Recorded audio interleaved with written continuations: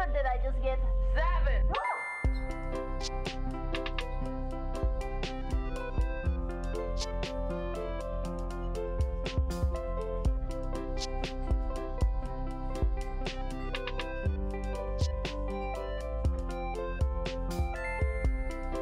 You want a donut this morning? It's a little more stale in the bag, I have to let you know. I think I'm fine. I don't think I've seen you eat anything other than pastries. I really like that. I'm kind of concerned for your well-being.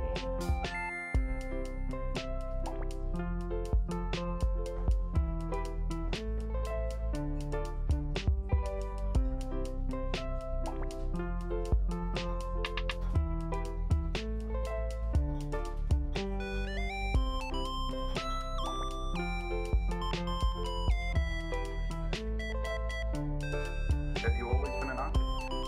I have actually. I've been an artist since I was little. I think that's what they look like. I can tell. That is what I've they seen a lot of this.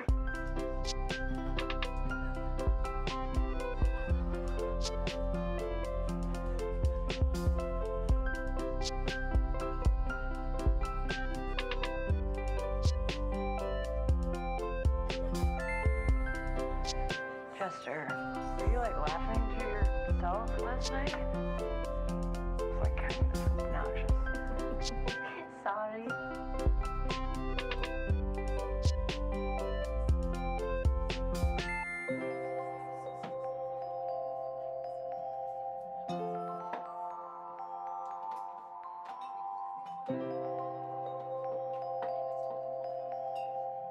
So the traveler taught me how to make myself look like other people, right? Okay.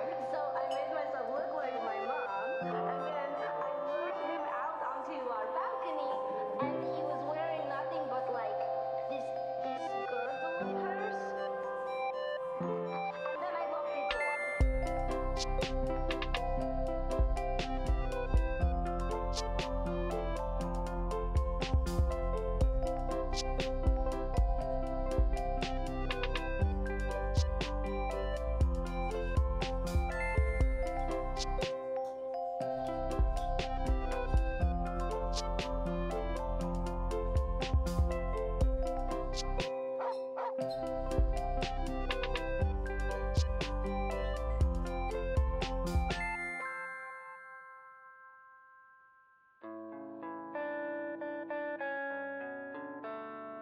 We're pirates. I know. Your tenacity is impressive. But we stole things, but they gave something back just like you always teach, you know? Maintain that balance. That seed of chaos.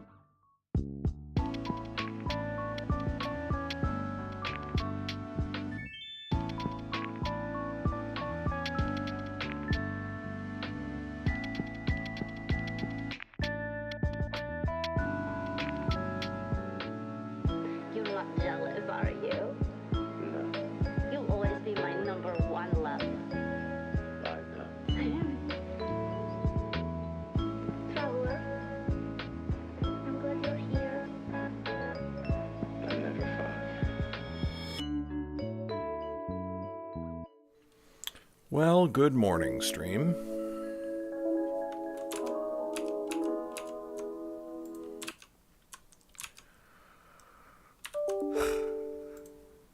Hey, Nix, how you doing?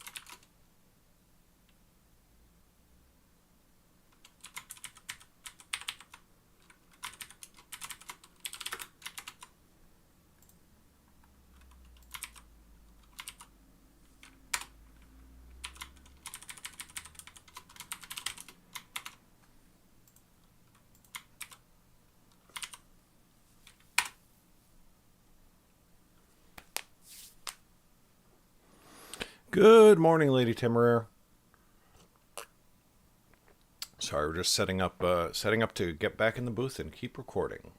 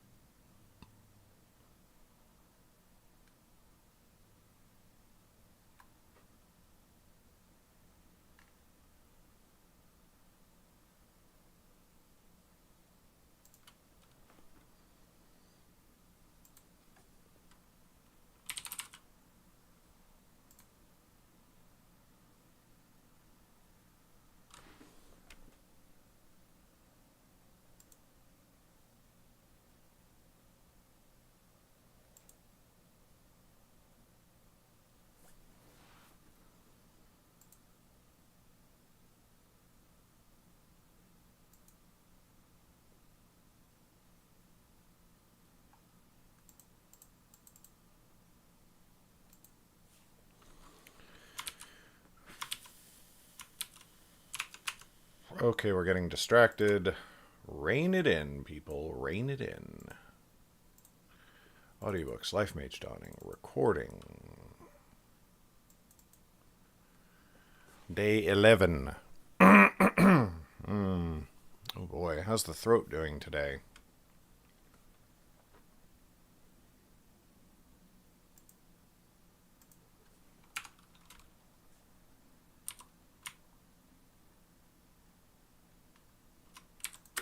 Chapter 14.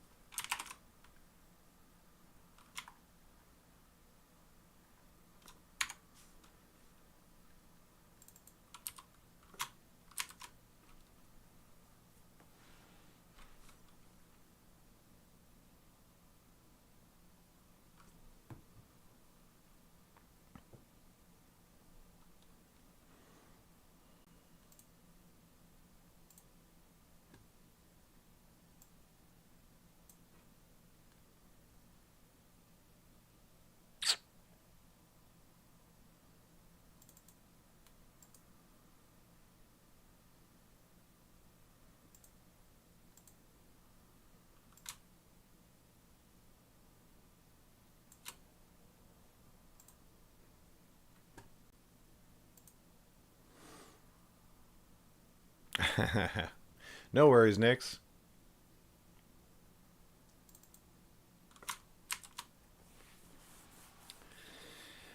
Campaign 3, man.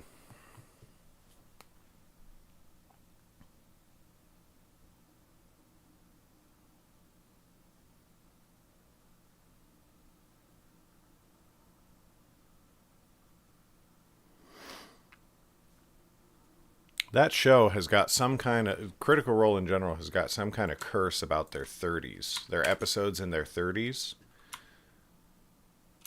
Something buck wild always happens, and this campaign is no exception. Hey, what's up, Story Turtle? Welcome, welcome.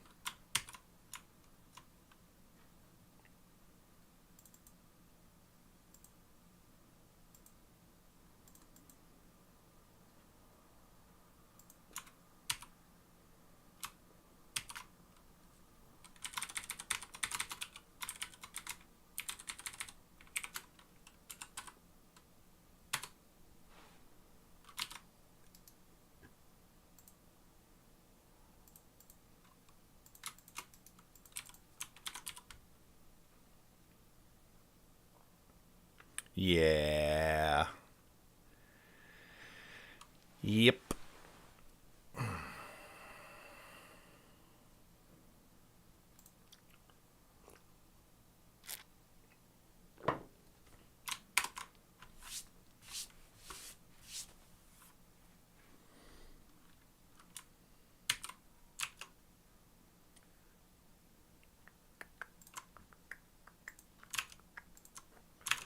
Okay, let's get in the booth.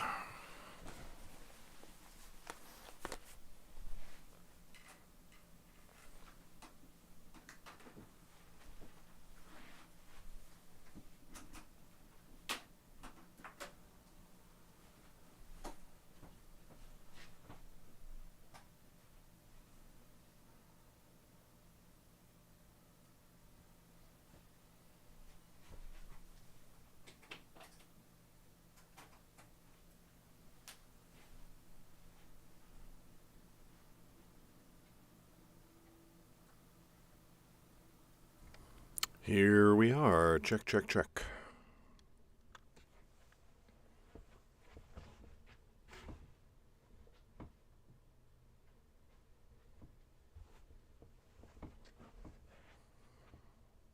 Nice, Story Turtle.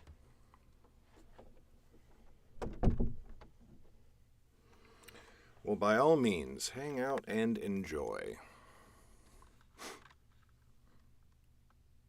Hello? Oh, here. Can't hear myself in my motherfucking headphones.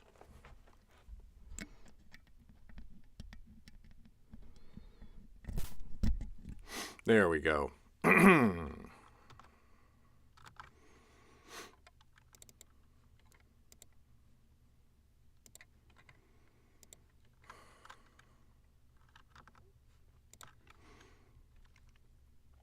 Check, check, check. Oh, it's on the wrong setting, isn't it?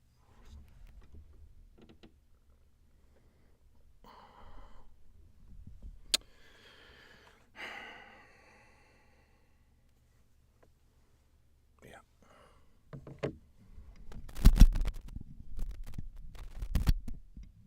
Check, check, check. Oh, there we go. Get some of that nice cardioid going. Not to be confused with cardio.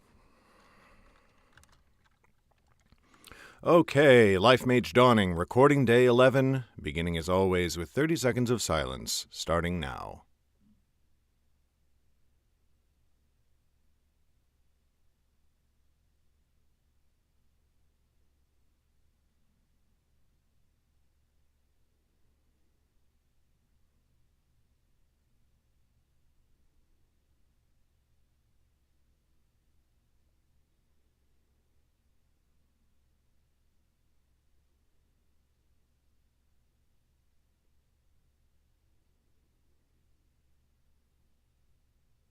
All right.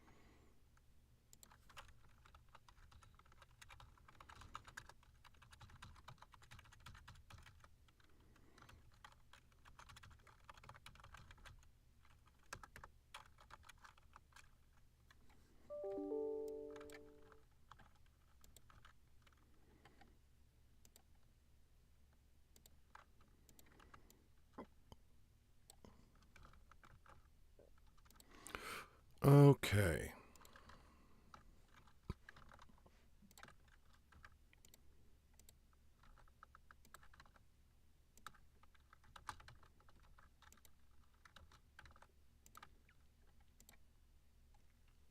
All right.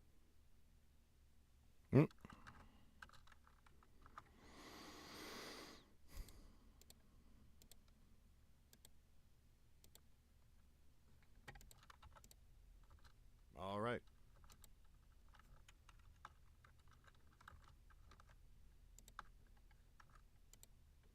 All right.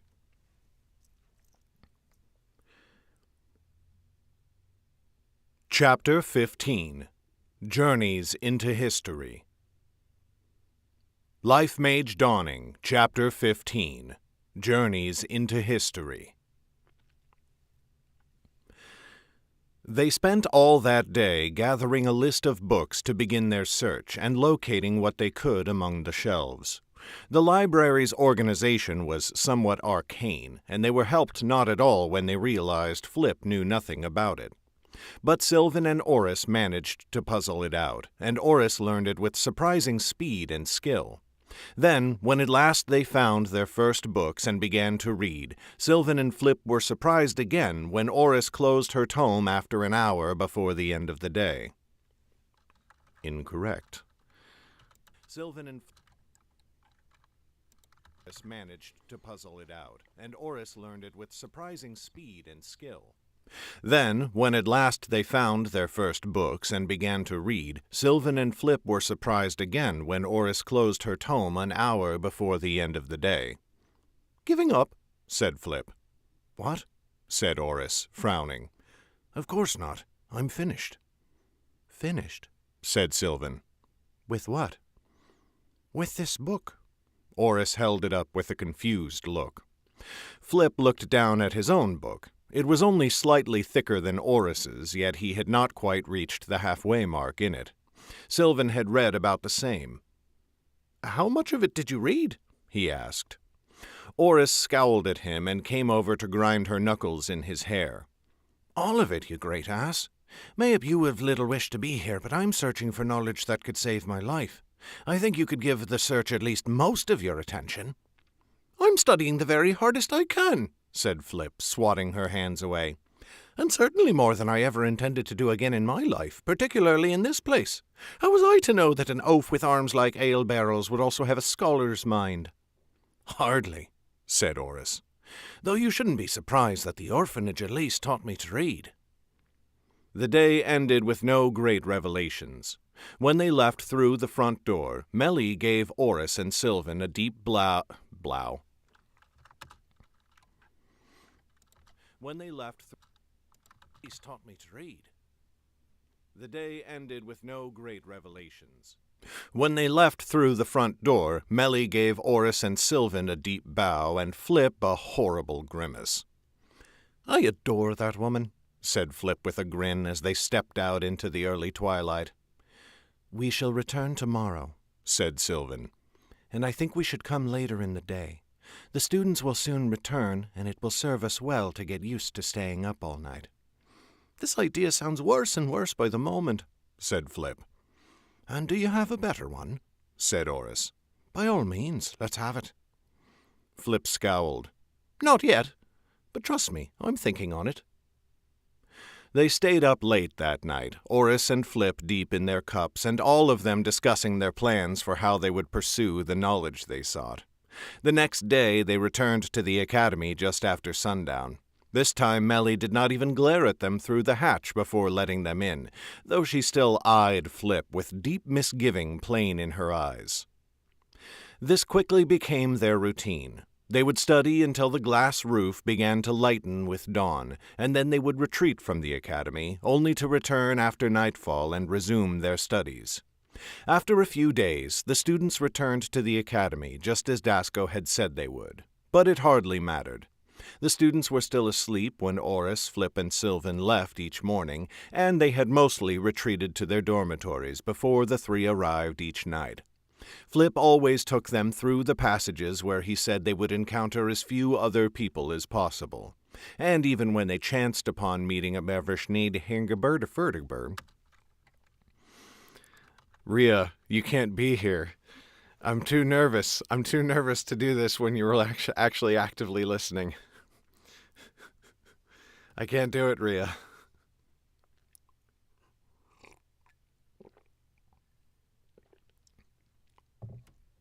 It's too much pressure. Them through the passages where he said they would encounter as few other people as possible.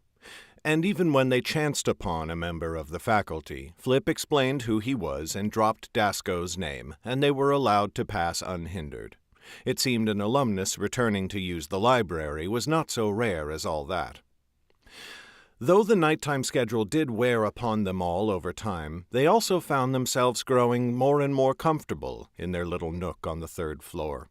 The three of them would sprawl on their armchairs in all manner of strange positions, shifting any time they grew uncomfortable, until the chairs were more like bunks in a barracks than places for proper sitting. Though they had at first thought they would need Flip's help to understand the library, Sylvan and Oris's knowledge of it soon eclipsed his. He became something of a spectator to the research.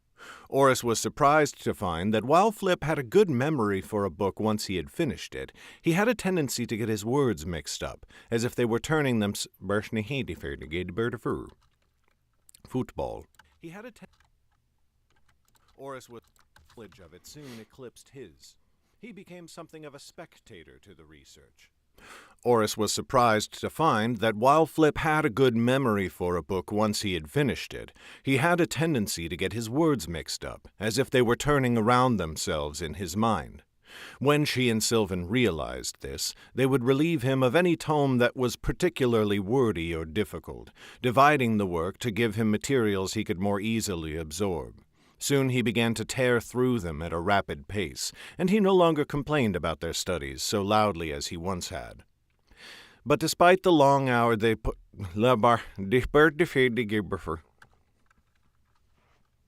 Oh no, Rhea, I was kidding. I was kidding. It's probably good to be a little more nervous. Take my time and care about actually getting it right. since I have a discerning audience member. A rapid pace, and he no longer complained about their studies so loudly as he once had. But despite the long hours they put in each night, Sylvan soon began to grow agitated at their lack of progress. They could not find even an oblique mention of the last Lifemage or necromancer, no matter how deeply they delved. Nor could they seem to find any of the holes in history that Dasco had advised them to search for. It seemed that the last Lifemage's purge was more effective than they had hoped. Oris had to admit to herself that she was not as great a help in the search as she might have been. It surprised her that she was the fastest reader of the three, but she was also prone to losing herself in the books she tore through, pausing to linger on one passage or another, wondering at this or that thread of branching lore that seemed to hang from their edges. Sometimes she would pursue a line of research from one book to the next, until a small tower of books stood on the table beside her, haphazard and leaning somewhat dangerously. But when she at last exhausted the search, she looked back only to realize that she had almost forgotten about finding the last Lifemage, and had been drawn off in some other direction entirely, such as the burial practices of ancient Idris, or the casualty reports from battles in Roth's conquest of the Nine Kingdoms. If anyone were to find what they were looking for, it seemed it would be Sylvan. She did not read quite so fast as Oris, but she kept a razor-sharp focus, and would quickly abandon threads of lore that did not seem to be leading in the right direction. No tome was thick, wordy, or incomprehensible enough to daunt her. When she was deep in her research, she would sometimes shoot up in her seat, lay her book down, and stalk off towards the shelves. "Oris, come along," she would say. After the first couple of times, Oris obeyed without a second thought. Sylvan would go dragging her fingers along the shelves until she found what she was looking for.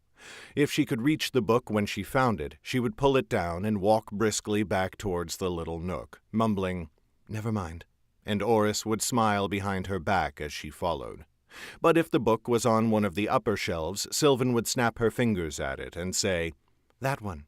Then Oris would step in close and reach up, or grab a stool if it was too high even for her, and pull it down for Sylvan, who would barely mutter a, "My thanks," before walking back towards the nook, already tearing through the pages in her search. Sometimes Sylvan would stab her finger into a page and look up. "Oris, come look at this." Oris, usually after shaking herself out of whatever passage she was reading, would rise and come over. As she leaned over Sylvan's shoulder, Sylvan would read the passage out in her clear voice, emphasizing whatever she wanted Oris to notice, usually some reference to a historical figure who seemed important, but who saw little mention in other texts, which were the leads Sylvan sought for the most. If the passages were very long, or if Oris's and Sylvan's discussion went on for more than a moment, Oris would, quite without realizing it, sometimes find herself sitting on the arm of Sylvan's chair, leaning in close, sometimes tracing another passage of the book with her own finger. Then mayhap Sylvan would fall silent, or Oris would lean closer still and catch a brief breath of the smell of her hair, and suddenly she would jerk upright, inventing an excuse to return to her own book, to which Sylvan hastily agreed. It did not improve Oris's mood that every time such a thing happened, she could reliably glance over to find Flip grinning, but he never looked up at them. Knowledge came slowly, but it did come. Between Sylvan's focused interrogations, Oris's general studies, and the anecdotes and tidbits Flip gleaned from the journals and summary texts he preferred, they began to piece together a cohesive picture for what might have happened the last time the Lifemage and the Necromancer lived. 327 years ago, muttered Sylvan, flipping through a sheaf of the notes they had taken. At least that is when their clash would have ended, or mayhap that is when the Lifemage died at last. "And it seems the fighting took place in Selvan," said Oris. "It's the place written of least in that time, when it comes to politicking. Yet it's been the It's the place last. And it seems the fighting took place in Selvan," said Oris. "It's the place written of least in that time when it comes to politicking, yet it's long been the centermost kingdom of Underrealm." "And while there are few tomes of courts and kings, there are many of metallurgy and weapons," said Flip. "You can see the diagrams and sketches smiths were drawing, and how they made great leaps and advancements in the courses. Leaps and advancements. And while there are few tomes of courts and kings, there are many of metallurgy and weapons," said Flip. "You can see the diagrams and sketches smiths were drawing, and how they made great leaps and advancements in the course of just a decade." "Signs of a war that no one wrote any details about," said Oris. "All right, we're agreed on the when and where, and that leaves us—" "Precisely nowhere," said Sylvan, slumping back in her chair with a dejected sigh. "It's too well hidden. With nothing written of the Lifemage, I would not know where to begin studying how they learned to use their power." "Quite some weeks we've spent coming to such an answer," said Flip, dropping his book down on the side table with a loud slap. "It's only the first step," said Oris. "There's more to learn. You don't think your master learned it all in less than a month, do you?" "He had more time than we do," said Sylvan, pinching the bridge of her nose. "Or he thought he did. We have no idea when the necromancer's next stroke could fall, and the High King could declare open war any day. In fact, I cannot imagine why she is not." "Even the strongest crown quails at making war in winter," said Flip, shrugging. "The sleet, the cold, and the storm she'll face on the Great Bay make any such attempt less enticing than normal, and I'm sure it was never an enticing thought to begin with." "We'll find it," said Oris. "We have to." But she, too, was beginning to feel a sense of growing danger, as though sand was slipping ever faster through an hourglass. Year's End came, and as it was a leap year, it was 4 days long. The holiday, normally a happy affair, was relatively cheerless for Oris. She and the others were deep in their discouragement, and felt no football.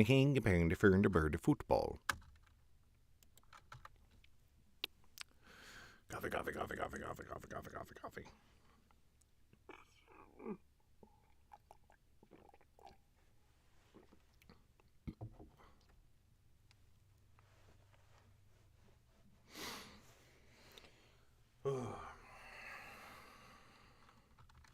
The holiday, normally a happy affair, was relatively cheerless for Oris. She and the others were deep in their discouragement, and feeling no closer to teaching Oris what she needed to know. And then Flip surprised them. "I'm taking us out for a year's end feast," he declared. It was evening, and they had just woken after sleeping all day. Through long inactivity, or mayhap laziness, they had stopped setting a watch while they slept. Oris and Sylvan, who were still pulling on their boots, looked up at Flip in surprise. "A feast," said Sylvan. "That is hardly a good way to remain hidden." "We won't hold the feast in the High King's palace," said Sneaky. A feast, said Sylvan. "That is hardly a good way to remain hidden." "We won't hold the feast in the High King's palace," said Flip with a smirk. "I'm taking you to a place called the Silver Stag, where I've secured a private room." Sylvan licked her lips, seemingly despite herself. "I know the Stag. There's no better supper served on the seat, but there are few places more frequented by the wealthy and powerful." "We've worked ourselves nearly to death the past few weeks," said Flip. "I don't know about you, but I'm nearly mad after being cooped up day after day. The pages of books spin in my dreams each night. We need to relax." "The way you two celebrate, we can hardly expect to have a productive night in the library afterwards," said Sylvan doubtfully. "Good," said Flip. "Then let's spend the evening behind the blue door, or simply come back here and sleep. You may have been built to work tirelessly forever without rest, but I, for one, am not. And I think... You may have been built to work tirelessly forever without rest, but I, for one, am not. And I think Oris has been feeling the same weariness." "When did you arrange this?" said Oris. "This morning, via our own innkeeper," said Flip with a smile. "And you're welcome." Soon he had hurried them out of the Crescent Bulwark and into the city. Sylvan kept telling them to pull their hoods down to look... Welcome. Soon he had hurried them out of the Crescent Bulwark and into the city. Sylvan kept telling them to pull their hoods down lower to hide their faces, and Oris and Flip obeyed as best they could. Though she had her own misgivings about losing a day of study, Oris could not deny the relief she felt at taking a night off. When Flip ushered them in the front door of the Silver Stag, Oris could only stare. The craftsmanship involved in every square pace of the place rivaled the grandeur of the academy itself, or what she imagined royal dwellings must look like. The walls were painted with mysterious creatures of legend, as well as many people in scenes of rest and comfort. A quartet of fiddlers in the corner gave a lovely but gentle accompaniment to the evening. And the smells, dishes Oris could not identify, cast their tantalizing fingers of scent through the air, ensnaring her and luring her deeper in. Her mouth became a river, and her belly gave an angry rumble. "Sky above," she breathed. "What are they serving here?" Flip smirked at her, and even Sylvan was smiling. "What do you want them to serve?" replied Flip. "Odds are they've got it." The Stag's master was a woman named Kanda, who Oris swiftly decided was one of the more charming people she had ever met. Flip, true to his word, had secured them a private room. The round table was set against the back wall, into which a round alcove had been built to accommodate it, with a single round cushioned bench that let them lounge while they ate, as if they were in their alcove in the library. Every dish brought to them tasted better than the last. There was lamb and a fine roast and chicken, all of them of the highest quality. But the sauces and the spices set everything apart, so that Oris felt as if she were tasting entirely new meats she had never heard of before.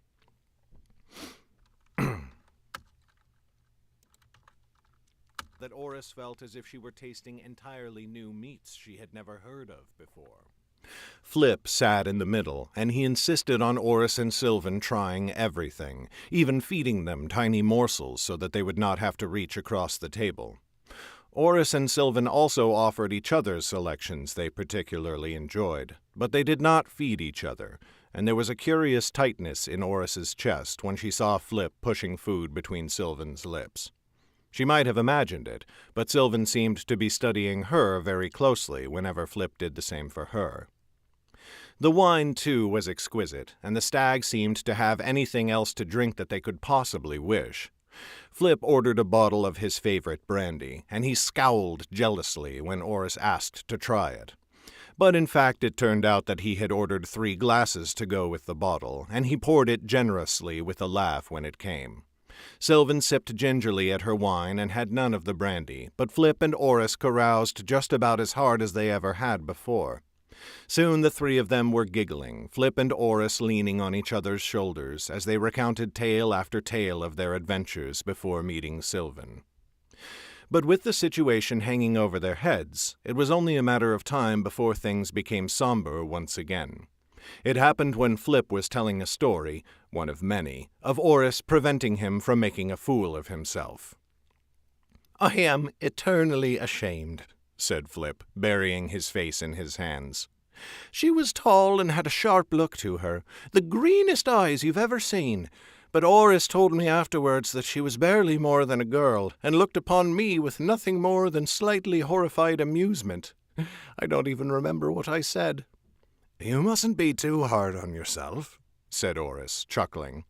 "I've rarely seen you drink so much, and even drunk as you were, you didn't push past good sense when I told you to lay off." "It's not often I let wine get the better of me," said Flip, shaking his head ruefully. "But it's simply embarrassing when someone who's not a professional, or Oris, sees it happen." Sylvan gave her harsh laugh. "When was this?" she said. Flip's expression fell. "It was, in fact, during the Battle of Wellmont," he said quietly. I believe it would have been on the 8th day, the night of the 3rd Dortian attack." "I see," murmured Sylvan. "If I have my days right, that would have been the day before." "Yes," said Oris. "It was." The room fell silent. Though the space had seemed more than large enough for their little party, Oris now felt that the walls pressed a bit closer than they had before. "What if this doesn't work?" said Flip. "What doesn't work?" said Oris. Flip waved vaguely. All of it. Our plan. He turned to Sylvan. I make light of things often. I see it as my job, or one of them. But I'm not unaware of the peril of our situation.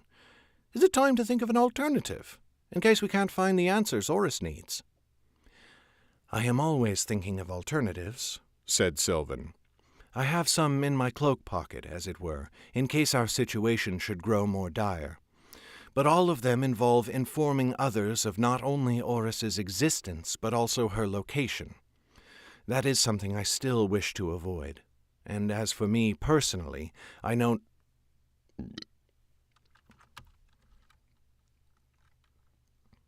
...involve informing others of not only Oris's existence, but also her location.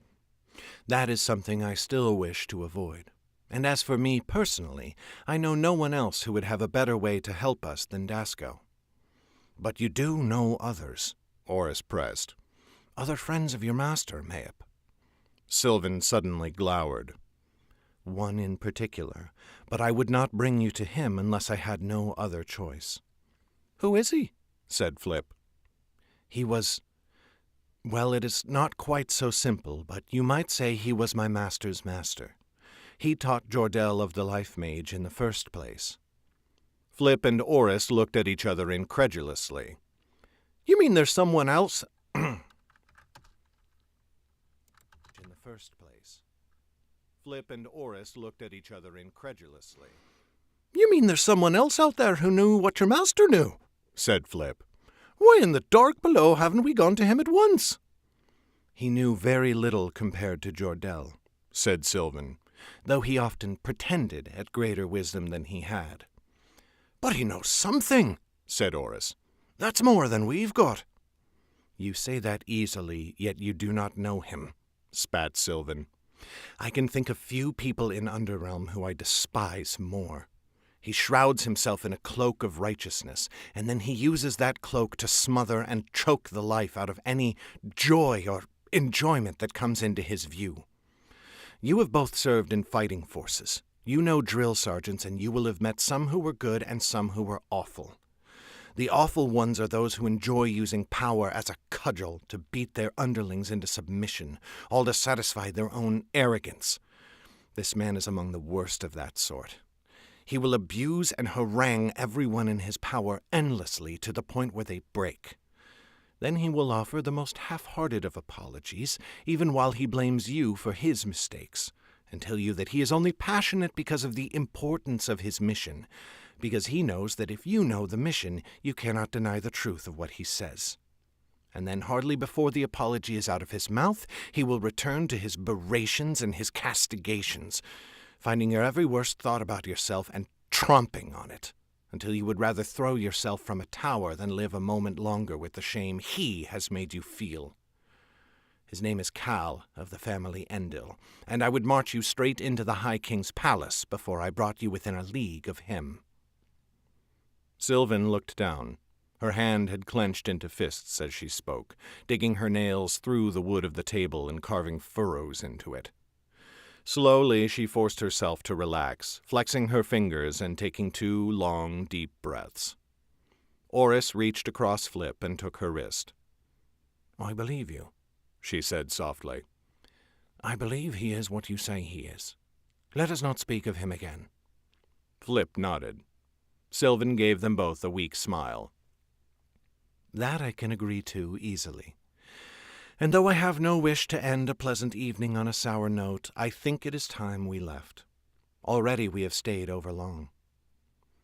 They finished their last morsels and headed out of the Stag.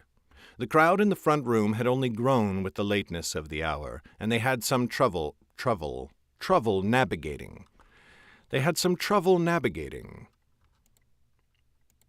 The crowd in... Troubling times, these. They finished their last morsels and headed out of the Stag. The crowd in the front room had only grown with the lateness of the hour, and they had some trouble navigating their way through the press. Halfway through, a door opened and a server emerged with a tray full of food. Sylvan had to swerve quickly to avoid slamming into him, but that only made her slam shoulder first into another patron. My apologies, she muttered. The man turned. "Think nothing of... Sylvan!" Oris froze. She and Flip turned. The man before them was short, may up a pace and 2/3. His thin hair was combed back, letting his balding pate shine through its wisps. Oris's heart sank. He wore no cloak of red, but pinned to his shoulder was a mystic badge. Sylvan's eyes were wide. "Sky above," he said with a little gap-toothed smile. "It is you. What are you doing here on the seat?" "Nothing at all," said Sylvan nastily, glaring at him. "Passing through. I will not be here more than a day or two." To Oris's immense relief, and no doubt to Sylvan's, the man's eyes flashed with recognition. "Of course. Well, do not let me interfere with your night. If you have a chance before you depart, come by for dinner, will you?" "I will not have time," said Sylvan. She hurried away, not looking at Oris or Flip. They met each other's gazes and followed more slowly, drifting slightly away from Sylvan so that they did not appear to be following her out. In the open air again, Sylvan's look was one of pure anger. Flip glanced back over his shoulder and spat. "Arrogant steer? How did you know him?" "A job I had to take once upon a time," said Sylvan. "You are more than correct. He is indeed an arrogant steer, and worse." Flip chuckled, and in a moment they set off together towards their inn. But once he was no longer looking, Sylvan's expression turned to one of deep concern. Oris saw it, and she worried for what it might mean.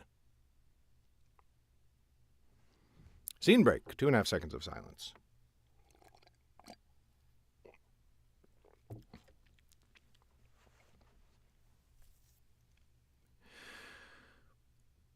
Lord Prince Aemon entertained a guest for dinner the next day, Thomas Farco, Chancellor of the Mystic Order and one of the higher-ranking officers upon the seat. Though the last day of year's end had been only yesterday, they wished each other happiness for the holiday, and then they began to tuck in. "How go the Order's preparations?" said Aemon, once they had eaten enough to take the edge off. "Slower than we would like," said Thomas. He ran his hand back across his... "I did the thing that I hate." They had eaten enough to take the edge off. "Slower than we would like," said Thomas. He ran his hand back across his shiny, mostly bald head. "Slower, certainly, than I am sure your esteemed mother would prefer. But between coordinating our efforts to rebuild and planning for the campaign, well, there is only so much speed you can put into 5,000 of soldiers at once." "No one could blame you for that, least of all my Nope, we're doing Oris. "There is only so much speed you can put into 5,000 of soldiers at once." "No one could blame you for that, least of all my esteemed mother." Aemon grinned. "Though she may say differently when in council with the Lord Chancellor." Thomas gave a wide, gap-toothed smile. "Power demands its own employment if one wishes to keep it. The Lord Chancellor understands that better than most." "Have they decided where to send the greater part of the mystics?" "Feldemar," said Thomas. He tilted his goblet of wine towards a large map on the north wall, depicting all the 9 lands as well as some of the area around them. "A stronghold called Ammon." Aemon frowned. "I am not sure I am familiar." Thomas grew solemn. "It is a point of strength in the eastern part of the kingdom. It belonged to Jordel of the family Adair, who bequeathed it to the Order after... Aemon bowed his head, and when he raised it again, he also raised his goblet. "To Jordel, and all the others taken by the darkness." "Hear, hear," said Thomas, raising his own goblet. "Though Jordel left a greater impression on Underrealm than most. Never sat a throne, but I would have traded him for many who did. Your venerable mother being an exception, of course." Aemon chuckled. "I understand completely, and I could not agree more. The coming war will be harder without him, without his strong sword arm, and without his keen mind." "Funnily enough," said Thomas, "I ran into one of Jordel's protégés just last night while I was taking my holiday at the Silver Stag." "Did you really?" said Aemon. though I suppose that is hardly surprising. He had so many of them." "That he did," said Thomas, nodding firmly. "This one was a woman named Sylvan. I do not know her well myself, but I know Jordell was particularly fond of her. A knight, once stationed in Garsec, I believe. She was out of uniform, some secretive business. Had 2 others with her, and I suspect they did not know she was of our order. Nearly bit my head off when I spoke to her, which, well, we've all been on assignments where we had to pretend ill manners." Eamon's expression did not change, but his eyes had fixed upon Thomas with exceptional focus. "It is regrettable how often such subterfuge is necessary," he said. "I suppose you did not find out where she was staying, then. I should like to visit her and pay my condolences for the passing of her master." "A noble desire," said Thomas. "I should have thought to do the same, though I suppose not if she was trying to keep her identity hidden." He chuckled. "But no, she very nearly sprinted away the moment she recognized me. Or the moment I recognized her, I should say. It was almost comically abrupt. Though if she is working secretly here on the seat, there are a few favoured-ins among our order for that kind of work. Though then again, if she is truly trying to be secretive, she might avoid those places like the plague." He gave a faint titter. "I could make inquiries." "Pray do not trouble yourself," said Eamon. "The coming conflict keeps us all more busy than enough. More than busy enough. More enough than busy. Hurdy-gurdy football." "Those places like the plague." He gave a faint titter. "I could make inquiries." "Pray do not trouble yourself," said Eamon. "The coming conflict keeps us all more than busy enough." Their conversation drifted to other things, but though Eamon never lapsed in his manners, he was less talkative than usual, and he soon brought their meal to a close. The moment Thomas had gone, Eamon summoned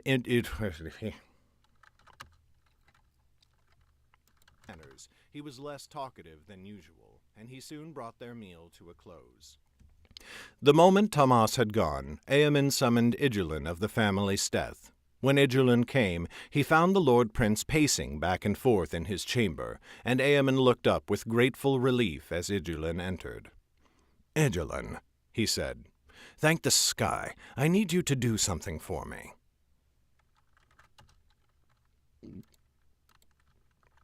And we do not remember what you sound like.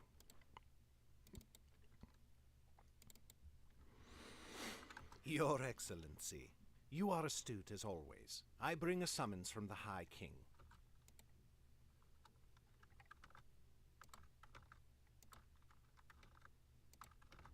"Idulin," he said, "thank the sky, I need you to do something for me." "Of course, Your Highness," said Idulin. "You have but to name it." "There is a mystic woman here on the seat. Her name is Sylvan, of no family name that I know of. She is concealing her identity as a Red Cloak, and I have no wish for you to reveal it. But I need you to locate her at once and bring her location to me." "Of course," said Idulin. "Should I expect danger from her?" No, said Eamon. "No force whatsoever. I only need to see her." "Yes, Your Highness," said Idulin, bowing. "I shall see to it at once. What is this about?" "Nothing," said Eamon. "Not yet, at any rate. Just a hunch." Scene break, 2.5 seconds of silence. Oris, Flip, and Sylvan spent all that day in the Crescent Bulwark, Oris and Flip nursing piercing headaches after their excesses the night before. But when evening rolled around, Sylvan dragged them both out of bed and got them ready for another night at the academy. "Tonight?" groaned Flip. "You can't be serious." "We wasted a day already," said Sylvan. "And while I appreciated the rest, now it is time to return to work." They kept grumbling, Flip more than Oris, but they roused themselves, and their routine resumed. Night after night, as winter began to climb out of its own depths towards spring, they burned away candles and pored through stacks of books in search of answers. On the 13th of Martis, they left the Crescent Bulwark as usual, but when they reached the academy, they found Dasco pacing before its wide front door. His eyes sharpened when he saw them, and wordlessly he gestured them to follow him away from the door and around the corner of the academy's front wall. "Dasco," said Sylvan, "what is it? What is wrong?" "Many things," said Dasco. "Something has been happening at the academy. There have been attacks." "Attacks?" said Flip, his expression suddenly grave. "By whom?" "We do not know," said Dasco, rubbing his hand over his face. "But people have been killed. A member of the faculty, a student. We thought we had arrested the culprit, but last night another student was killed. The dean has ordered that the academy be closed to all outsiders. Even the students' routines have been restricted. Alumni are prohibited from using the library except with express permission from the dean or the High King herself." "Could you convince the dean to authorize us?" said Oris. "We cannot stop our search now." "He is focused entirely on the danger to his students," said Dasco. "I could not intervene without expressly telling him why you need the library so badly." He paused and gave Flip a wry look. "And even then he would be reticent to allow a Drayden into the academy, particularly now, though I will admit some part of me would be tremendously amused to see the two of you meet." "You have to find another way to help us," said Sylvan. "Please, Dasco, you know what is at stake." "I do," said Dasco, "and I know the value you place on secrecy, but if I cannot tell him the truth, my hands are bound." "If we cannot find the knowledge that Oris needs, everything is in danger," said Sylvan. "That includes the academy and the dean and his students." Dasco sighed. He stepped forwards and took Sylvan by the shoulders. "You know that I know that. I am sorry, Sylvan, but arguing with me will accomplish nothing. Do you not believe that I would help you if I could? Do you not think I have tried to find any way I could? I can think of only one. Go to the High King. Tell her why you are here. She will grant you access to the academy, and likely more help besides." Sylvan's arms were twitching, her fists curling and uncurling. Oris watched as she took 2 deep breaths, the first shaky, but the second more measured. Finally she bowed her head. "Very well. I believe you, and I am sorry for doubting you. I will consider your advice." "Good," said Dasco. "Think hard on it, and I know you shall choose the right path." "Thank you," said Sylvan. "If ever you need to reach us, you can find us at the Crescent Bulwark. If anything here changes—" "I shall summon you at once," said Dasco. "And I shall rejoice if you do, if I do, if you and I do. I do. We're married." "And I shall—" "If anything here changes—" "I shall summon you at once," said Dasco. "And I shall rejoice if I do, for it means the academy is safe again." He let go her shoulders, stepped back, and gazed upon them sadly. "Farewell. You have my hopes for better days, for all of us." Their trek back to the bulwark was much slower than when they had left it. Oris studied Sylvan from the corner of her eye. Sylvan's eyes kept darting in every direction, her gaze remaining far away. "We'll think of something," said Oris. "Of course," murmured Sylvan. "I think Dasco's right," said Flip. "I don't even know if we have other choices, but if we do, they're swiftly running out. Why not bring ourselves to the palace?" "We might," said Sylvan, "if we have to." Flip snorted, but he spoke no further. The moment they entered the Crescent Bulwark, Oris could feel that something was wrong. The innkeeper, Eldon, was rigid behind his bar, and his eyes widened as he saw them. Sylvan, too, seemed to notice something was wrong, and Oris felt her tense. But Eldon came scuttling out from behind the bar and stood before them, wringing his hands obsequiously. His voice cracked, and he cleared his throat. "Someone has come to see you." Oris and Sylvan seized their blades, and Flip raised his hands. Several people in the common room looked sharply at them, but Eldon squealed and waved his hands desperately at them to stop. "No, no, no!" he cried, seizing Sylvan's wrists and then lowering his voice. "Please don't be a fool. I would never have let him remain here if he meant you harm. His eyes darted to the corner. A figure rose from a chair. Oris, Sylvan, and Flip whirled on him as he came forwards. Oris was expecting the massive frame of Beric, or mayhap another Shadeborn. But this man was of normal size, if a bit broad in the shoulders. He was a man of square jaw, lightly dusted with stubble. He looked youthful, Oris's own age, in fact. But there was a severity to his eyes, a weight in his gaze that spoke of much wisdom or much painful experience, or mayhap both, and there were strands of gray in the fair hair she could glimpse under the hood. Sylvan's arms went entirely limp. Flip, on the other hand, went as rigid as she had been a moment before. Oris looked between the two of them. "What?" Flip gave a single high-pitched bark of a laugh that sounded more like a scream. "What?" said Oris. "Might we retire?" said the stranger. "I would guess you have no wish for prying eyes, and neither do I. Already too many people have noted this meeting." "Of course," gasped Sylvan. "Our room." "Very good." The man turned to the innkeeper. "Thank you, Eldon. Your service has been invaluable as always, and my gratitude only increases." If Eldon was trying to answer, his quiet squeaking was a poor substitute. Since no one else seemed capable of movement or even further speech, Oris gave an exasperated snort and started off towards their room. Sylvan and Flip stood transfixed a moment longer until the stranger began to follow Oris, at which point they hurriedly came along behind.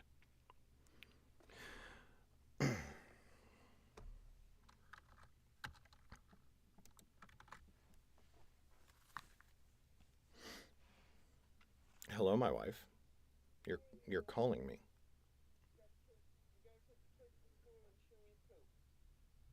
Cool. Let me finish this chapter.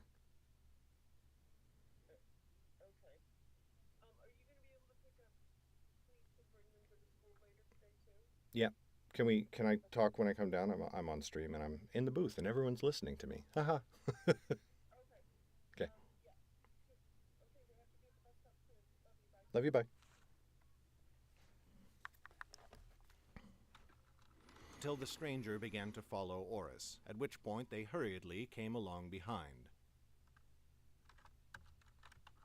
Lost track of where I was. The stranger began to follow Oris, at which point they hurriedly came along behind. Once they were in the room and the door closed behind them, Sylvan went to sit in the single chair. But the moment her rear touched it, she leaped back up. You should sit," she told the stranger. She went and sat on the bed instead, but then leaped up just as quickly, as she seemed to realize that the stranger had not yet sat down. "Please, do not trouble yourself so," said the stranger, raising a hand to calm her. "For the love of the sky and hate of the dark below, will someone tell me what is going on?" growled Oris. The stranger cast back his hood, revealing rugged but immaculately trimmed hair and a bemused expression, but Oris thought he also looked a little sad. Flip, on the other hand, wore an entirely manic grin that could have doubled as a terrified grimace. He spread one arm wide to gesture at the man, as though presenting an actor at a theater. "Oris, may I please introduce you to Eamon of the family Lemstad," he said. "Eldest son and only child of Enelin of the family Lemstad." "May I please introduce you to Eamon of the family Lemstad," he said. "Eldest son and only child of Enelin of the family Lemstad, High King of Underrealm, Chief in Her Majesty's Council, the Lord Prince of the Nine Kingdoms, and presumptive heir to the throne." Oris stared at Flip, and she kept staring at Flip, because how could she look at the Lord Prince now? How could she ever look upon him again? At last she blinked twice, and then she walked over to the chair. She sat, and the instant her rear touched it, she leaped up as she realized Eamon was still standing. "Let me make a proposal," said Eamon slowly. "I am going to sit down now, and then all of you are going to sit down, and we are all going to forget about whatever... and we are all going... Make a proposal, said Eamon slowly. I am going to sit down now. And then all of you are going to sit down, and we are all going to forget about whatever it is we are thinking hardest of in this moment. He dropped down on the floor, sitting with his back to the wall. Your Highness! Screeched Sylvan and Flip at once. Your Grace! Cried Oris at the same time. No, you fool, it's Highness, snapped Flip. He's not some lesser king. Sylvan ignored them both as she flapped her hands uselessly at Eamon. Please, you cannot... The chair, or the bed, if you prefer, but I would be... Sit, said Eamon. Down. Sylvan fell back upon the bed at once. Oris looked down and found with some surprise that she had sunk into the chair, and Flip was now sitting against the opposite wall from the Lord Prince. Very good, said Eamon. Now, he turned to Sylvan. You are Sylvan, of no family, Your Highness, said Sylvan. It looked as though it pained her beyond reason to cut him off, but she did it. Eamon's eyes flashed. Oh, he said carefully. My mistake. In any case, I had heard that your master had passed. I knew him, though not as well as some others, and certainly not as well as I would have liked. I came to pay my condolences. The Nine Lands have rarely seen a greater servant than he. All right. I have to run the kids to the bus, and there's more to this chapter than I thought there... Geez, this is a long-ass chapter. All right. I am going to run the kids to the bus, and I will be back probably 15 minutes. I will leave you with the dulcet tones of Autumn Orange. Back in a few.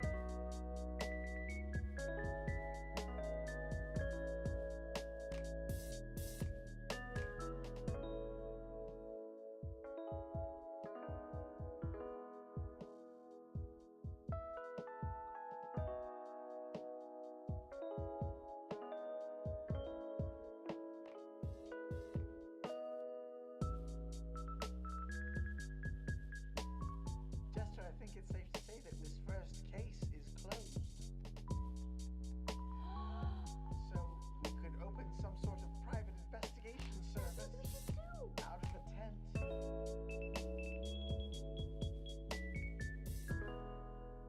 Let's not open it here though. This sounds...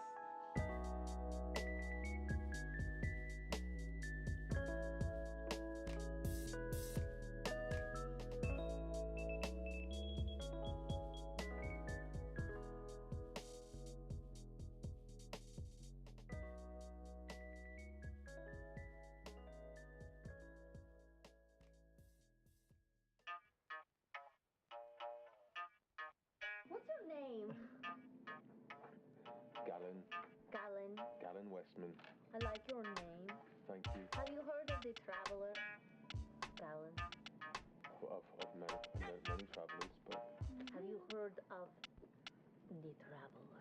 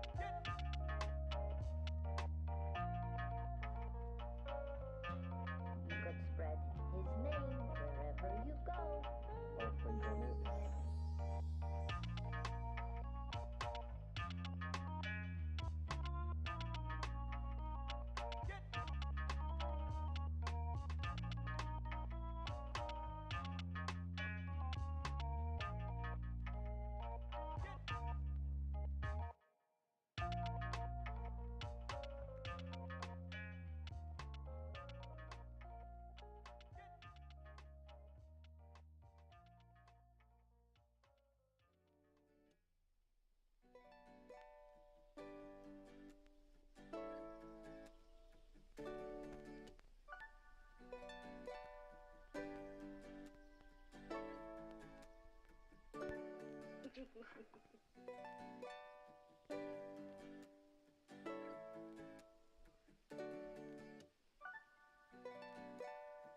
you reading there, Jester? Nothing, Oscar.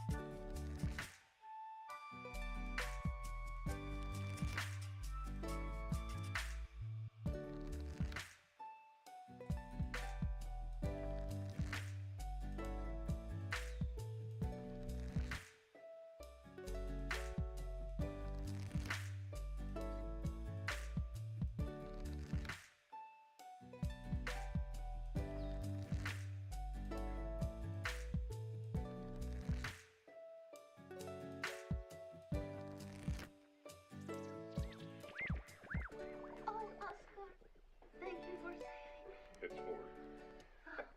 Sorry, I didn't for that.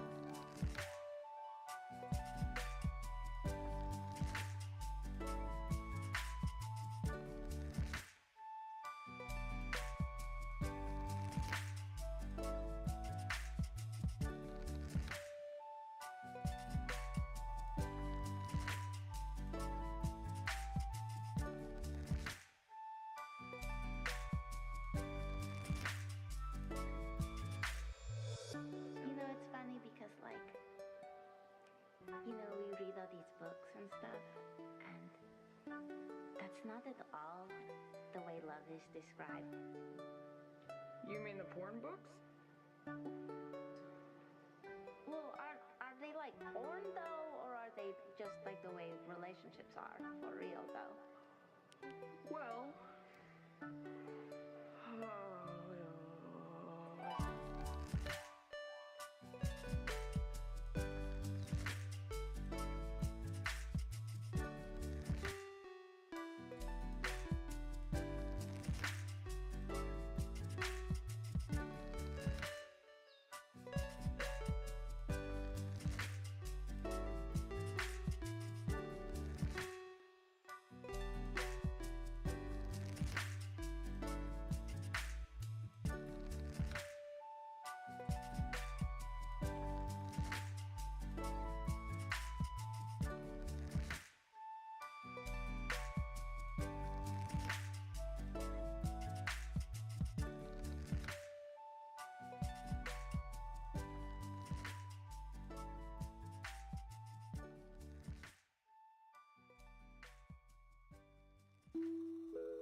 he is a bird person. Right? Can you understand us? Oh. Oh my gosh. Do you live around here? Do you live around here?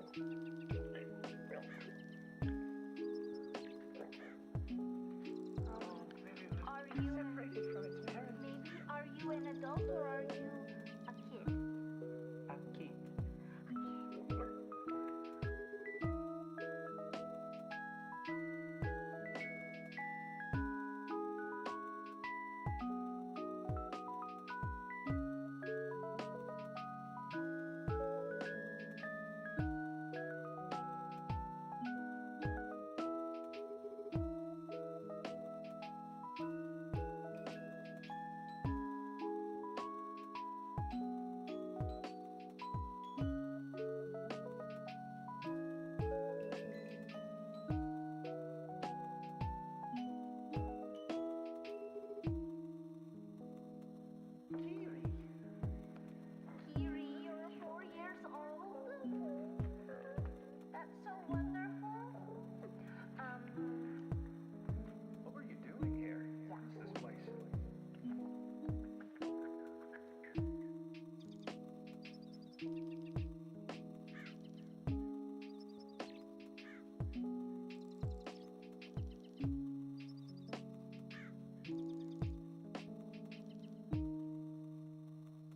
Welcome to the Mighty Nine.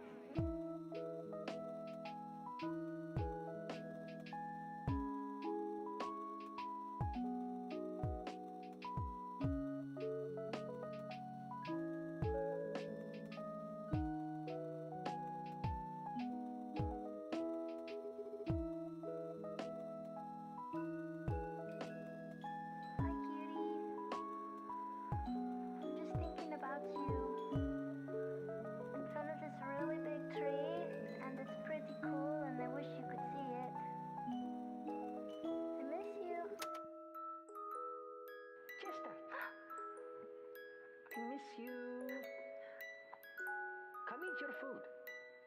Where were you? I miss you. I miss you.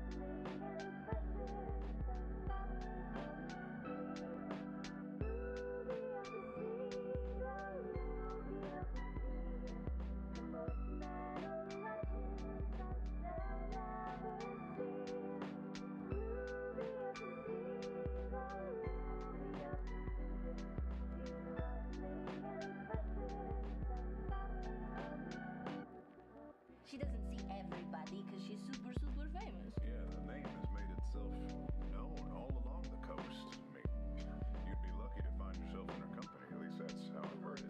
You really, really would. Is that what that song she made? Is that what the song is about? And the Ruby of the Sea is the best play ever.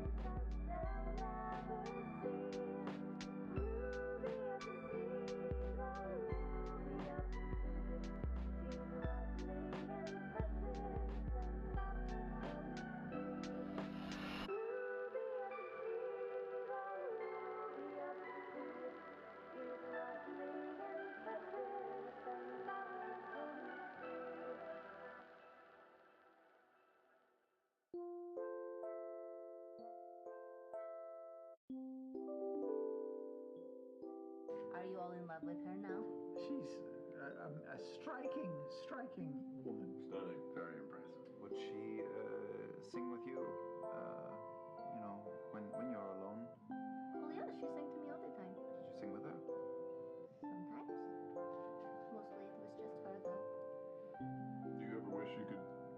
she does?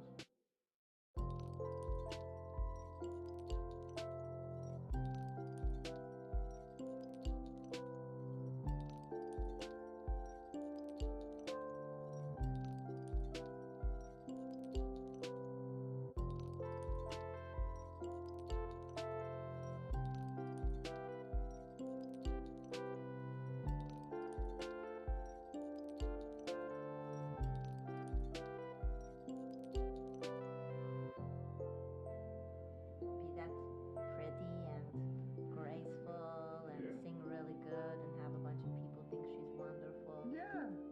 No, of course not. I like myself just the way I am.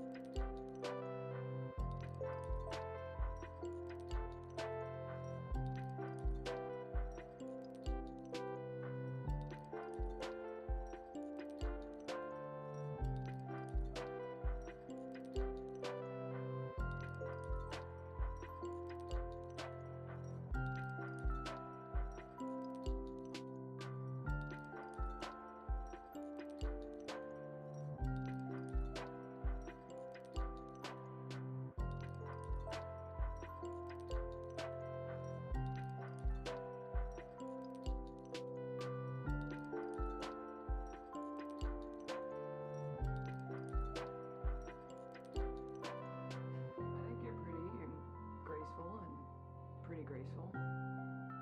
Your singing voice is nice.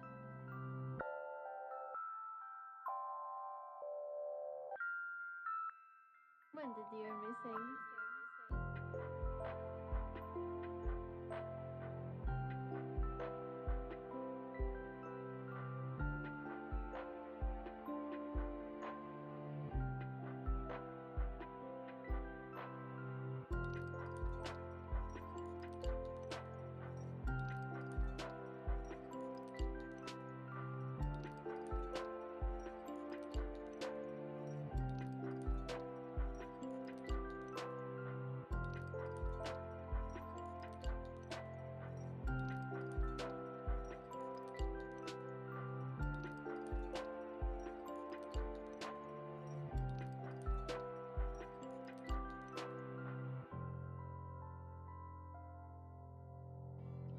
When you first told us about your mother. Oh, that's right. I did sing for you. You're welcome.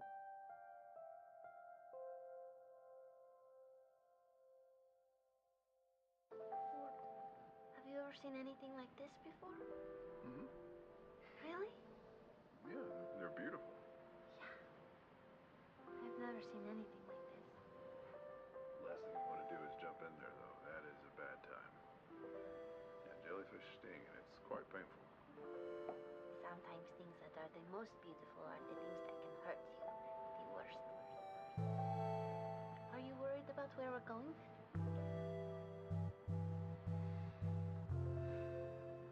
No.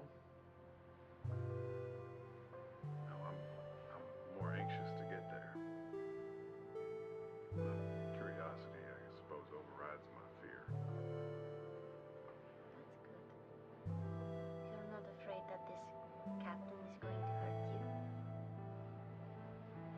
No, I don't think I had gotten that far. Plus, I have this fear. Captain Fontaine doesn't. That's true. I feel like we take care of ourselves pretty well. Yeah. I promise I'll heal you if you start to hurt, okay? Thank you.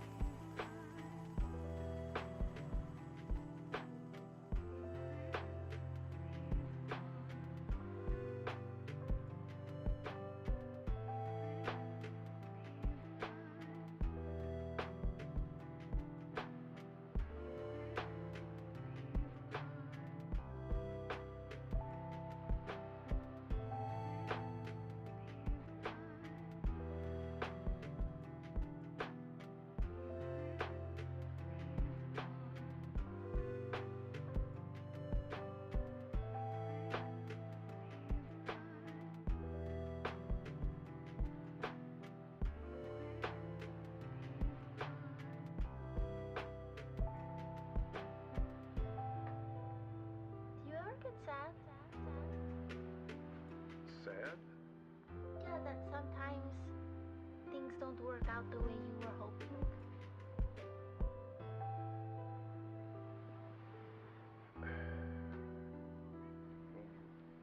Yeah. Yeah, I suppose I get sad. Are you sad, Jester?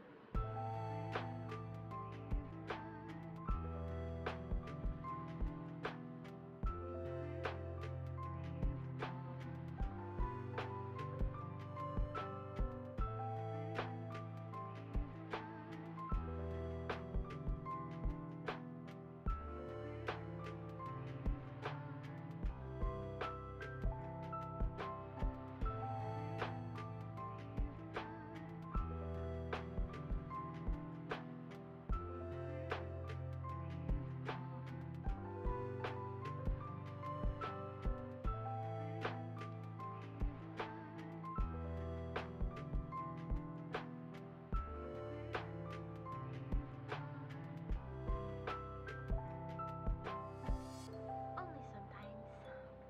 But it passes really quickly. I'm sometimes sad about the things that I had before that I won't have anymore. And I sometimes wish that things were different. What makes you sad?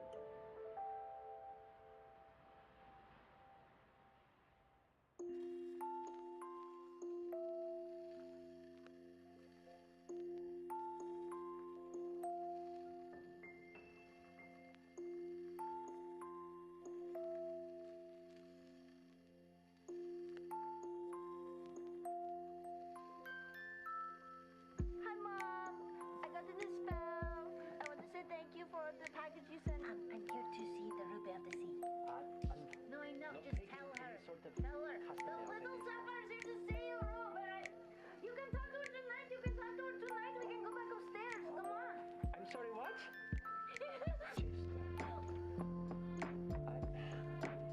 I don't know how, but it's so good to hear from you. You look different. It's a spell. I'm actually still me. Don't worry.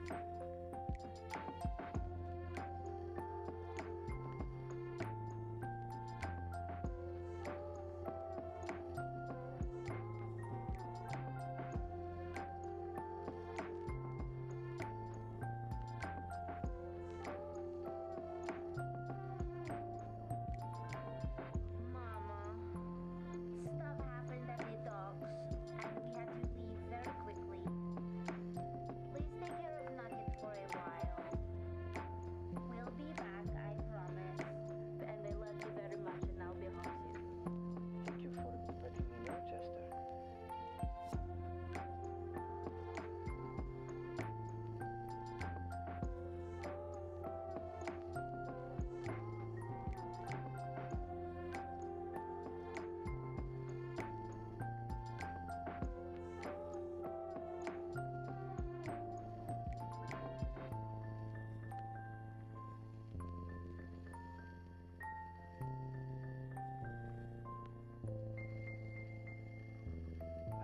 Be safe,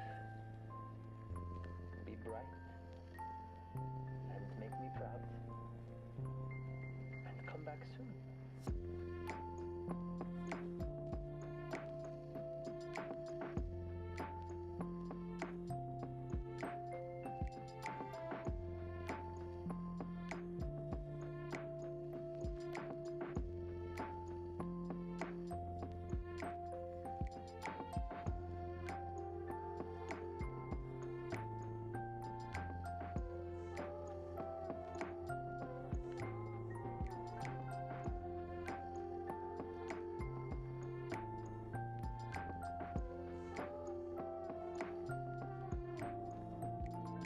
This way, no matter where you are, no matter what's happening, you always have the ruby with you.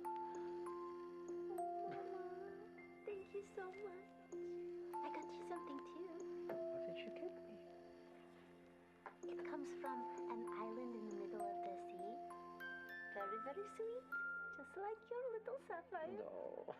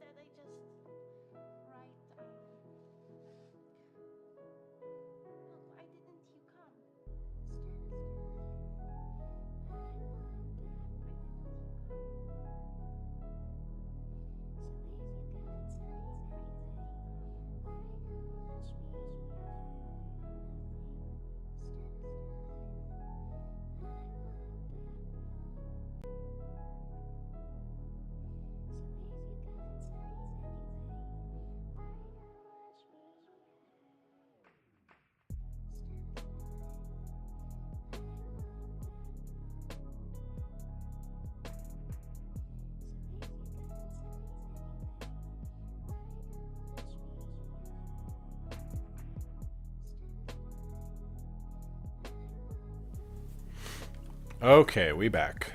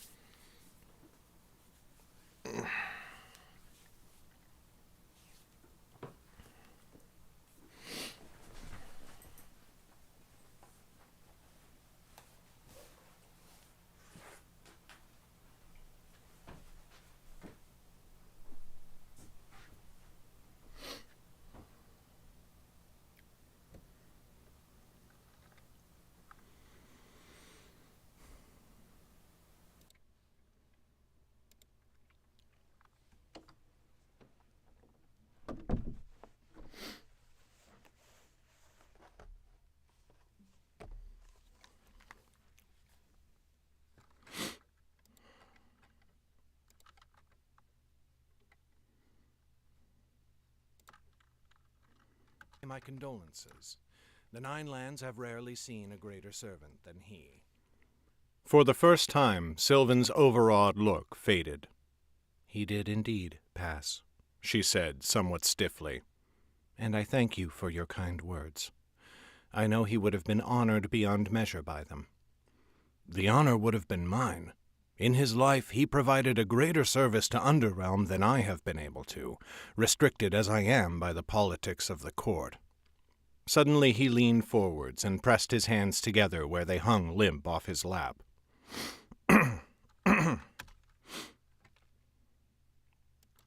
Suddenly he leaned forwards and pressed his hands together where they hung limp off his lap. I have come for another, secondary purpose. Jordell was working on something before he died, a task that took him all over the Nine Kingdoms. I wondered if you were ever included in that task. Sylvan swallowed hard. She looked to Oris, and Oris looked back. We lost the academy, said Flip. I don't know that we have any other choice. We might, said Sylvan. I just need more time. Sylvan, said Oris quietly. I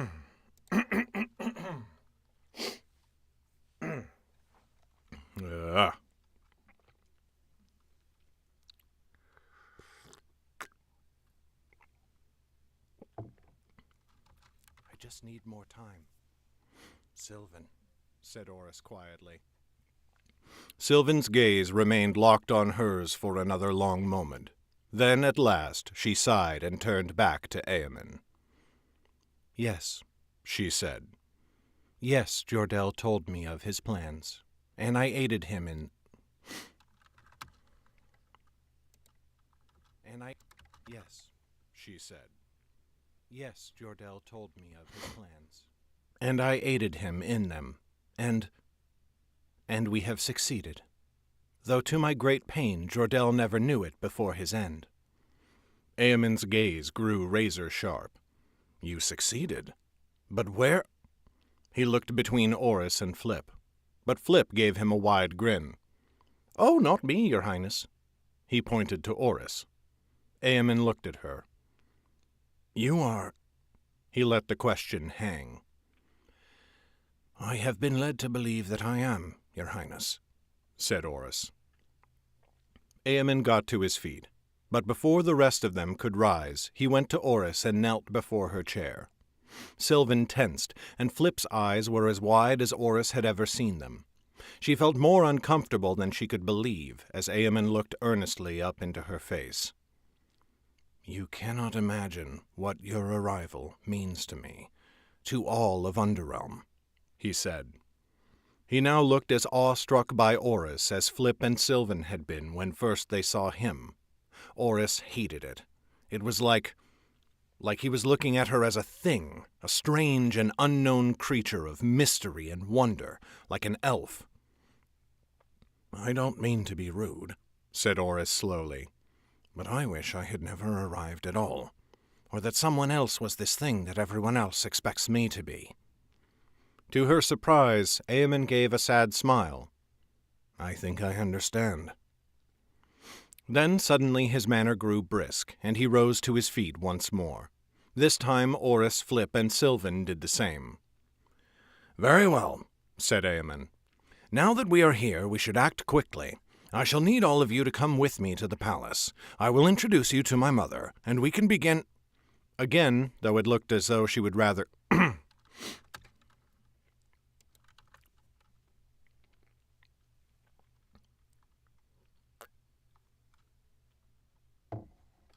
I'll need all of you to come with me to the palace. I will introduce you to my mother, and we can begin— Again, though it looked like she would rather die, Sylvan interrupted.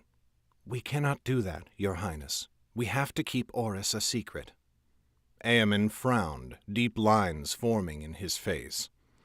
"A secret?" he said. "Whatever for?" "Because our enemy is too well prepared," said Sylvan. "He has been planning his campaign against us for, well, we do not know for how long, but much longer than we have known of Oris's existence. The attack on the seat is proof enough of that.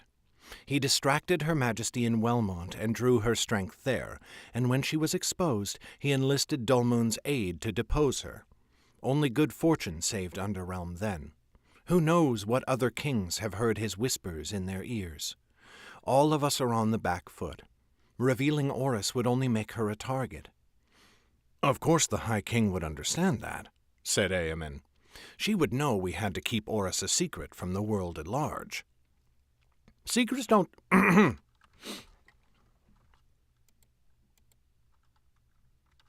said Aemon.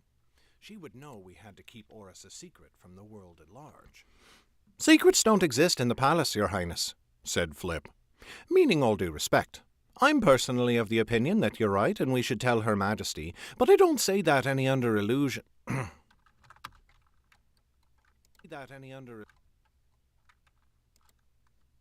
Secrets don't exist in the palace, Your Highness," said Flip. "Meaning all due respect. I'm personally of the opinion that you're right and we should tell Her Majesty, but I don't say that any under illusion." "Secrets don't exist in the palace, Your Highness," said Flip. "Meaning all due respect. I'm personally of the opinion that you're right and we should tell Her Majesty, but I don't say that under any illusion that Oris will remain hidden for more than an hour once we do." Aemon's mouth twisted. "I suppose I cannot argue that point," he said. "Let us say I was to agree with you, Sylvan. What, then, would be your aim?" "We are trying to help Oris uncover her magic," said Sylvan. "But we don't know how. We think Jordell had some idea, but he is gone. I had a contact at the academy who was letting us use the library. That was of limited usefulness, but we might have been on the right trail, and yet even— gone. I had a contact at the academy who was letting us use the library. That was of limited usefulness, but we might have been on the right trail, and yet even that resource is lost to us now. Because of the attacks on the students, I understand." Suddenly Aemon's eyes flashed. "I may have it. I may be able to get you what you need." Sylvan frowned. "How?" "Few enough in Underrealm know of the Lifemage," said Aemon. "Among them, fewer still are given the knowledge of what to do when they are reborn, but the High King is chief among those few." "Yet we do not wish to reveal her to the High King," said Sylvan. Aemon shook his head. "I will not. Yet I am inquisitive, and she knows it. Let me worry about how to get the information. What will you do with it if I find it?" "Teach Oris," said Sylvan at once. "Once she is in command of her powers, then we can reveal her to Her Majesty, and she can take her place at the head of this war." Oris did not much like the sound of that, but Aemon nodded eagerly. "Very well. Then I have little else to do here." He turned back to Oris and smiled at her. "Honestly, I doubt you can know how relieved I am that you are here. For the first time since messengers brought word of the necromancer to the palace, I can allow myself to hope again." "Your confidence is overwhelming, if I am being honest," said Oris. "I do not know that I can be who you are expecting." "I suspect you have had a life that makes you feel less than you are," said Aemon. But when the occasion comes, you will rise to meet it. I know it." He gave Sylvan and Flip each a solemn nod. Then, raising his hood, he let himself out the door. The moment it closed behind him with a soft click, Sylvan... and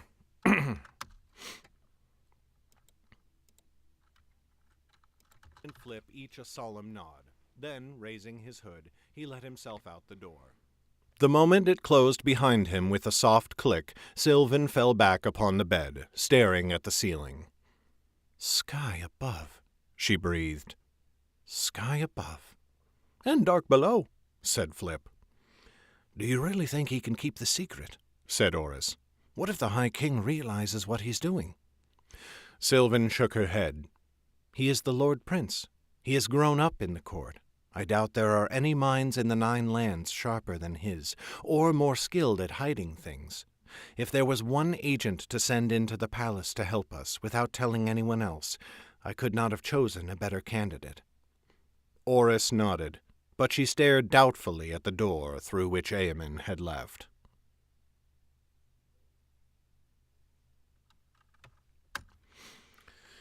Okay, I need to end off.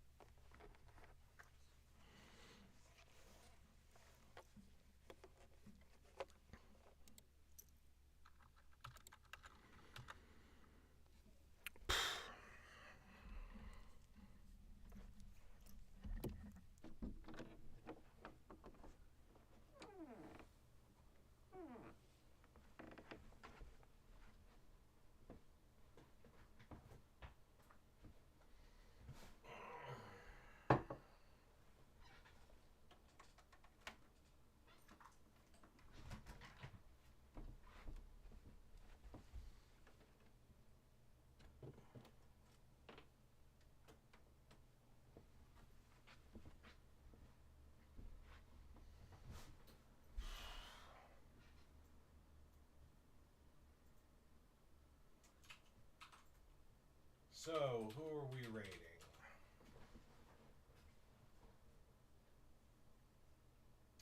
Shall we raid? Let's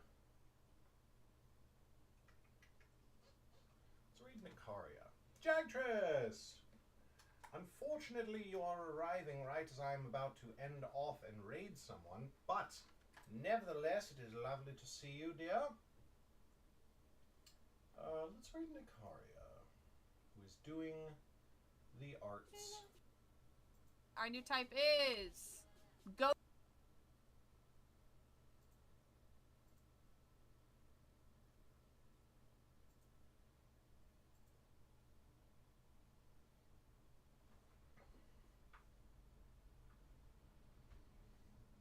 It's a great shirt. I don't even remember where I got it. I've had it for a while. Oh. Haha, sorry about that. Hey, what's up, Tupper Hunter? Thank you so much. That's so sweet of you to say. Yeah, this is, I love this shirt. I can't remember where I got it, but it's nice. All right, let us raid Nicaria.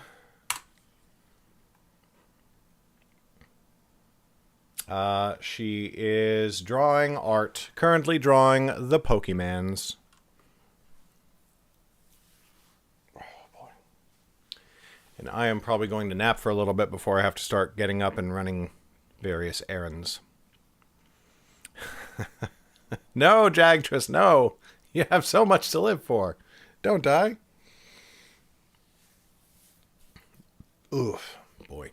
Yeah, I am tired. But we did the thing. We did the longest chapter in the book so far. So, that's not nothing. What do I got?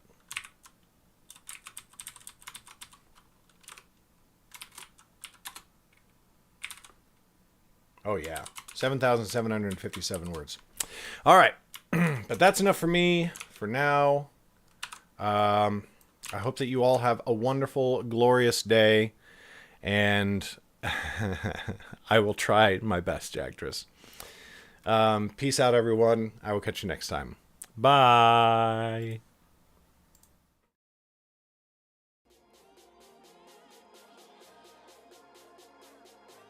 We'll make it work. Hello! Are these hideous creatures invaders? Cruel? Hello, Little. Hello, VlogaNovel. Thank you so much for your raid. How was your stream? Welcome to the channel. What were you up to? Hi, Topper Hunter. Hello, hello. What were you guys up to today? X-File, could you... Thank you, Brilla. Oh, let's... I was too slow. I'm sorry. We almost had a clip. Hi, Jack Tress. Nice to meet you. Stream was good. Audiobook recording until my voice wore all the way out. That's super cool.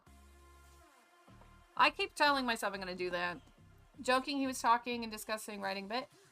Ooh. What led you here? Like, not that I'm against it, but... We do a lot of writing things here. Well, I talk about writing. I used to write a lot. Yeah, let's try it again.